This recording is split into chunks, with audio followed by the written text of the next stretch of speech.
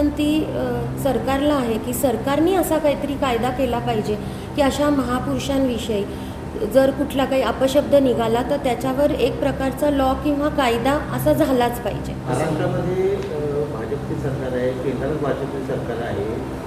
भाजपची सरकार स्वतःला हिंदूंचं रक्षण करणारी सरकार म्हणवली जाते किंवा हिंदूंचं हित जपणारी सरकार म्हणून स्वतःला घोषित करते. असं सरकार सत्तेत असताना महाराजांचं साम्राज्य एवढं मोठं साम्राज्य होतं त्याला कुठंतरी काढून टाकण्याची ही जी भूमिका आहे ह्याला कशा पद्धतीने बघतो?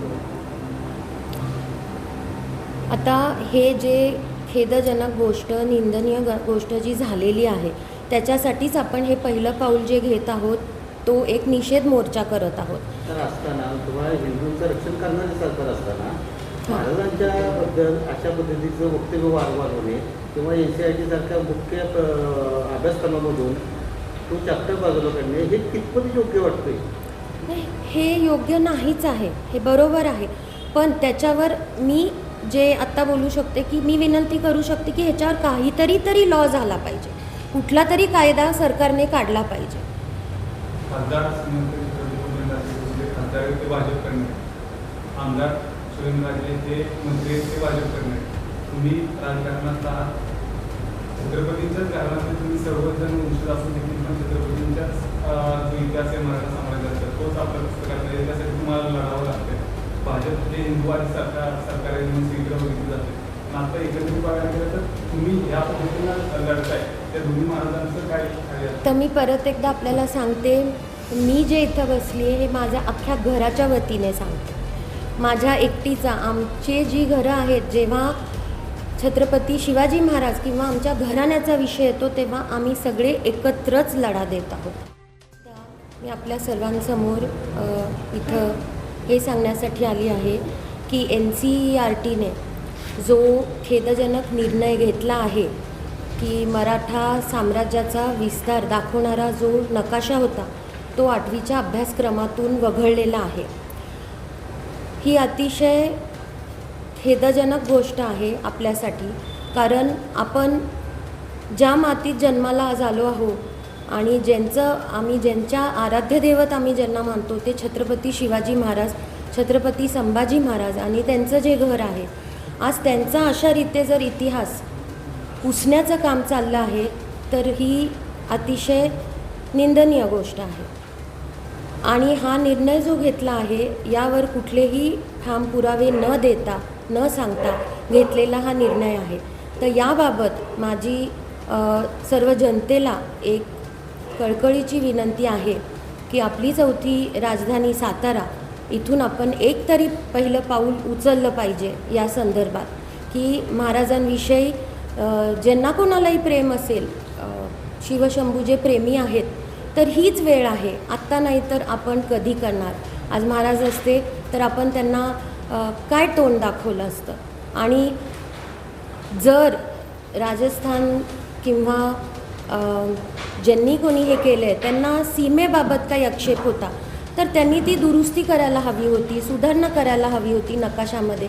पण पूर्णपणे वगळणे म्हणजे आपल्या मराठ्यांचा एवढा मोठा जो इतिहास आहे तो पुसण्यासारखं काम केलं आहे. आम्ही ह्याला काय समजायचं?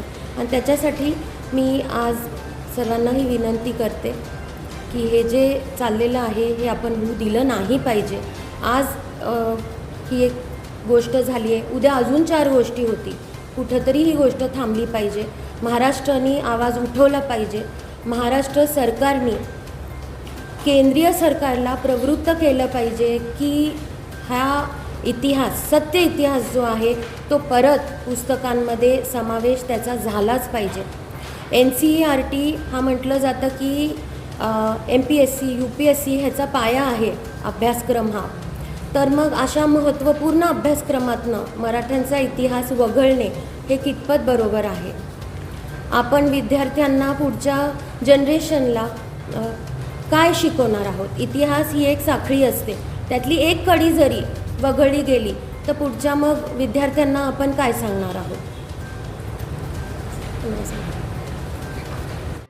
अगदी मी हे जे काही आत्ता आपल्या सर्वांना बोलत आहे माझ्या पूर्ण छत्रपती घराण्याच्या वतीने बोलत आहे.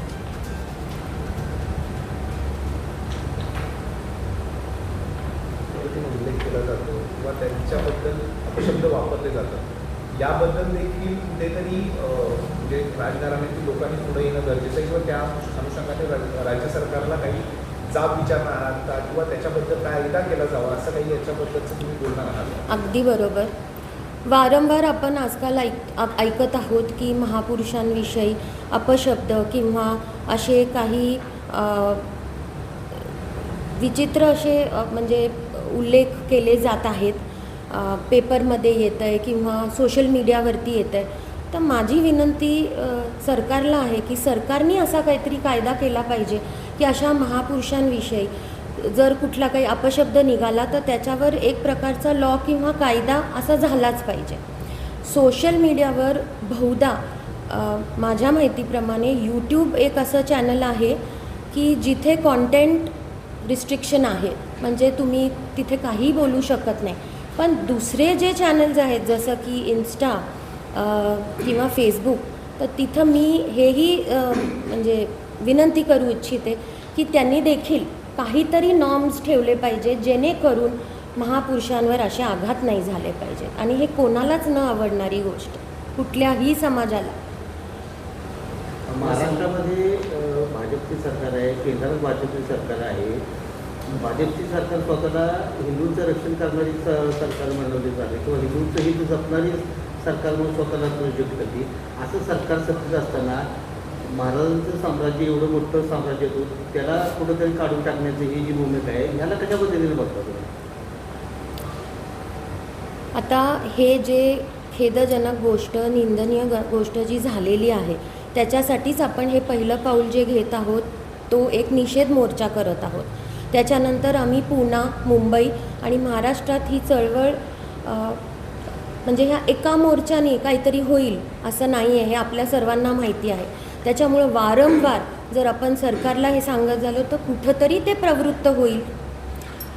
आपण जसं म्हणता की भाजप सरकार पण आहे, तर ते प्रवृत्त होईल की आपल्या महाराजांचा परत इतिहास त्याच्यात समावेश झालाच पाहिजे या गोष्टी. सरकार असताना किंवा हिंदूंचं रक्षण करणारे सरकार असताना महाराजांच्याबद्दल अशा पद्धतीचं वक्तव्य वारंवार होणे किंवा NCRT सारख्या मुख्य अभ्यासक्रमामधून तो चॅप्टर बाजूला काढणे हे कितपत योग्य वाटतंय?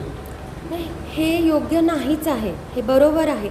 पण त्याच्यावर मी जे आत्ता बोलू शकते की मी विनंती करू शकते की ह्याच्यावर काहीतरी तरी लॉ झाला पाहिजे, कुठला तरी कायदा सरकारने काढला पाहिजे. या संपूर्ण प्रकाराबाबत राज्य सरकारशी काही बोलणं झालं नाही अजून. खासदार खासदार ते भाजप करणे, आमदार सुरेंद्रराजे ते मंत्री आहेत ते भाजप करणे, तुम्ही राजकारणात आहात, छत्रपतींच्याच घराण्याचे तुम्ही सर्वजण वंशज असून देखील पण छत्रपतींच्याच जो इतिहास आहे मराठा साम्राज्याचा तोच आपल्या पुस्तकात आहे, त्यासाठी तुम्हाला लढावं लागतं. भाजप जे हिंदूवादी सरकार आहे म्हणून स्त्रीकडे बघितलं जाते. पण आता एकंदरीत बघायला गेलं तर तुम्ही या पद्धतीनं लढताय, त्या दोन्ही महाराजांचं काय आहे? तर मी परत एकदा आपल्याला सांगते, मी जे इथं बसली आहे हे माझ्या अख्ख्या घराच्या वतीने सांगते. माझ्या एकटीचा, आमचे जी घरं आहेत, जेव्हा छत्रपती शिवाजी महाराज किंवा आमच्या घराण्याचा विषय येतो तेव्हा आम्ही सगळे एकत्रच लढा देत आहोत. इथं कोणीही याबद्दल वेगळं नाही. दोघांनी आवाज उठवला तर होऊ शकतं ना? हो, ते सोबतच आहे, होऊ शकतं. येस आंदोलनात असतील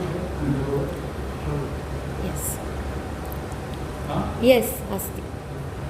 हे सोडून संभाजी महाराज असतील कोल्हापूरचे, नाही, त्यांच्याशी तशी अजून तरी काही हे झाली नाही. आम्ही आता आव्हान केलं आहे, आता आज आम्ही करत आहोत या गोष्टीचं. सो असतील तर खूप चांगली गोष्ट आहे, सगळे असतील तर खूपच चांगली गोष्ट आहे या मुद्द्यासाठी. मोर्चा काढताय, चांगली गोष्ट आहे. परत तुम्ही म्हणताय मुंबई पर्यंत पण पुढे तुम्ही जाणार आहात, पण याच्यावर खरं तर कायदेशीर काही लढा दिला जाणार आहे का किंवा संबंधित वकिलांमार्फत किंवा कायद्याच्या ह्याच्यापासून काही केलं जाणार आहे का याच्यामध्ये? हो, ह्याच्यानंतर ह्या ज्या मोर्चा आम्ही निषेध मोर्चा काढणार आहोत याच्यानंतरसुद्धा दखल घेतली गेली नाही तर PIL याचिकासुद्धा दाखल करणार आहोत. कायदेशीर डेफिनेटली जाणार आहोत याबाबत.